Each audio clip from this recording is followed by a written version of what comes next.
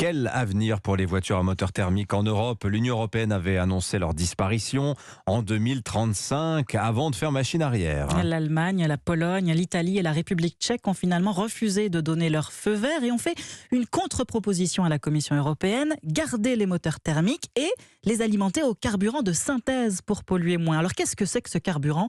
C'est le tuto de la rédaction d'Europe 1, il est signé Aurélien Fleureau. Les carburants de synthèse, aussi appelés e-carburants pour électrocarburants, sont produits à partir de CO2 et d'électricité. L'idée est de recomposer un carburant liquide par électrolyse de l'eau, ce qui permet de fabriquer de l'hydrogène auquel vous ajoutez le CO2 et vous obtenez alors un e-carburant. Avantage, il est compatible avec les moteurs thermiques existants et il est peu polluant, évidemment, si l'électricité et le CO2 utilisés ont été produits de manière propre. Problème, pour l'instant, il coûte cher, 5 € le litre, ce qui pourrait être divisé par 5 en cas de production à l'échelle industrielle. Et puis, curiosité, il n'y a pas de doute sur son efficacité. Le procédé a été mis au point par 2 inventeurs allemands il y a plus d'un siècle et sa première utilisation massive remonte à la Seconde Guerre mondiale. Aurélien Fleureau.